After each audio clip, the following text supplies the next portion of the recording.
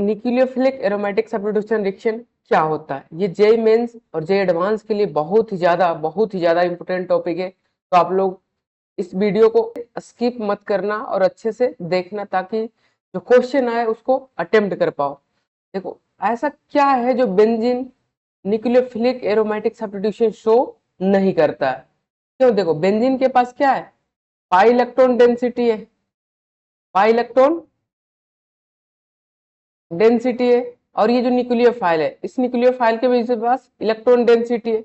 अब दोनों में क्या करता है? इलेक्ट्रॉन डेंसिटी के बीच में क्या लगता है? रिपल्सन। क्या एक नेगेटिव चार्ज दूसरे नेगेटिव चार्ज पे अटैक कर सकता है? नहीं। इसीलिए यहाँ पर ये nucleophilic aromatic substitution reaction show नहीं करता है। तो मैंने ये टॉपिक क्यों लिखा? Because the benzene is the, अब देखो, न्यूक्लियोफिलिक सब्स्टिट्यूशन अगर किसी तरह से हम लोग बेंजीन को क्या कर दे? इलेक्ट्रॉन डेफिशिएंट कर दे, तो न्यूक्लियोफाइल अटैक कर सकता है। अब न्यूक्लियोफाइल अटैक कैसे करेगा? जब कोई पॉजिटिव चार्ज रहेगा तभी तो अटैक करेगा। अब देखो, उसके लिए हम लोग यहाँ पर NO2 ग्रुप, एक इलेक्ट्रॉन विड्रॉइंग ग्रुप लगा दिए, ताकि बेंजीन रिंग से क्या करे? इलेक्ट्रॉन डेंसिटी को खींचे और बेंजीन रिंग में पॉजिटिव चार्ज बना दे। तो ये निगेटिव चार्ज यहाँ पर अटैक कर देगा। देखो, यहाँ पर बन गया। अब ऐसा क्या हुआ कि यहाँ पर pH 10 लेना पड़ा और pH 7 लेना पड़ा। यहाँ पर देखो, दो दो और ज्यादा इलेक्ट्रॉन विड्रॉइंग लगा दिए, तो और ज्यादा पॉजिटिव चार्ज बेंजीन रिंग पे क्रिएट हो जाएगा, तो और इलेक्ट्रॉन डेफिशिएंट हो जाएगा, और इलेक्ट्रॉन डेफिशिएंट हो जाएगा, तो न्यूक्लियोफाइल अच्छे से अटैक कर पाएगा। यहाँ पर तीन तीन कर दिए, तो यहाँ पर कोई हीट की भी जरूरत नहीं, ना ही सिर्फ गर्म पानी भी डालते हैं तो ये रिएक्शन हो जाती है। तो why the rate of reaction increase the NO2 group on benzene? NO2 group अगर इंक्रीज कर रहे हैं तो रेट क्यों इंक्रीज कर रहा है? इसी को रीजन पता करने के लिए हम लोग मैकेनिज्म को देखना पड़ेगा। मैकेनिज्म देखो, सबसे पहले क्या करें? ये जो हमारे पास यहाँ पर अटैक किया और ये जो NO2 ग्रुप है, ये निगेटिव चार्ज बना, ये निगेटिव चार्ज के इस बेंजीन रिंग में डीलोकलाइज करके स्टेबल है विद द NO2 ग्रुप। अगर NO2 ग्रुप के साथ ये स्टेबल है तो ये बना लेगा। और फाइनल स्टेप में क्या करेगी? ये निगेटिव चार्ज डीलोकलाइज करके ये जो हमारे पास Cl क्या एक लिविंग ग्रुप, इस लिविंग ग्रुप के बाहर कर देगा, तो यहाँ पर OH बन गया। तो पहला स्टेप हमारा क्या था? एडिशन। और लास्ट स्टेप क्या है? इलिमिनेशन। तो इस रिएक्शन को एडिशन देन एलिमिनेशन रिएक्शन भी बोलते हैं। अब देखो, ये हमारे पास स्टेबल था और ये हमारे पास क्या है? अनस्टेबल है। स्टेबल से अनस्टेबल में जा रहा है, तो ये हमारा ये स्टेप क्या होगा? स्लो स्टेप होगा। और जो स्लो स्टेप होता है वही हमारे पास रेट डिटरमाइनिंग स्टेप होता है। तो रेट डिटरमाइनिंग स्टेप में केमिकल काइनेटिक्स हम लोग पढ़ते हैं कि जो हमारा रेट डिटरमाइनिंग स्टेप होता है वही हमारा रेट ऑफ रिएक्शन के बारे में बात करता है। तो रेट किसके डायरेक्टली प्रोपोर्शनल हो जाएगा? इस स्टेप में कौन कौन सा इन्वॉल्व हो रहा है? एक तो ये इन्वॉल्व हो रहा है और दूसरा ये बेस न्यूक्लियोफाइल। तो सबस्ट्रेट और न्यूक्लियोफाइल का डायरेक्टली प्रोपोर्शनल हो जाएगा। तो ऑर्डर हमारा क्या हो जाएगा? ऑर्डर 1 और 1 दोनों को ऐड कर देंगे तो 2 हो जाएगा।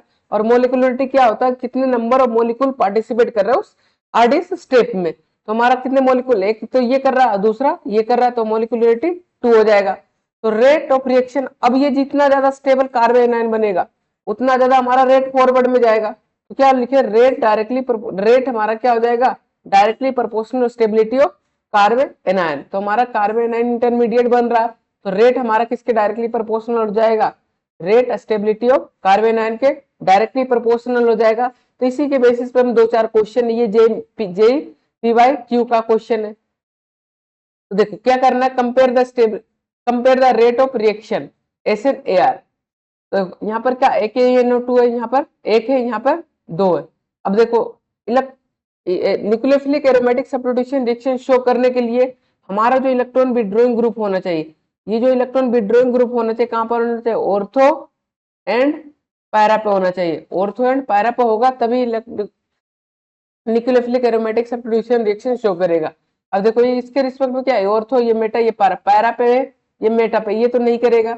ये पे क्या? पैरा पर। तो हमारा क्या C हो जाएगा, उसके बाद A हो जाएगा, उसके बाद B हो जाएगा। CB, हमारा आंसर B हो जाएगा।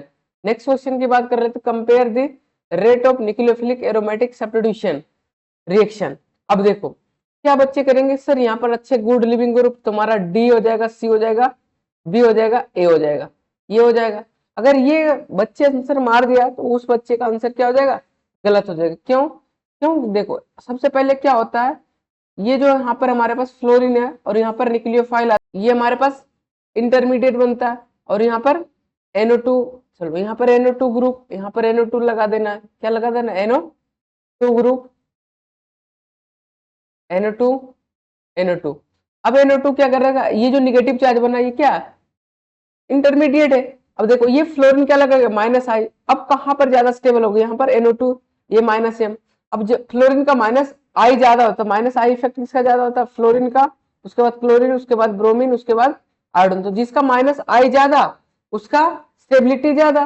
तो माइनस आई किसका, फ्लोरीन का ज्यादा माइनस आई होता है, उसके बाद क्लोरीन का होता है, उसके बाद ब्रोमीन का होता है, उसके बाद आयोडीन का होता है। तो फ्लोरीन का ज्यादा होता है, फ्लोरीन ज्यादा स्टेबल करेगा इस निगेटिव चार्ज को। तो ABCD हो जाएगा, हमारा ऑप्शन ए हो जाएगा। ठीक है, तब तक के लिए धन्यवाद।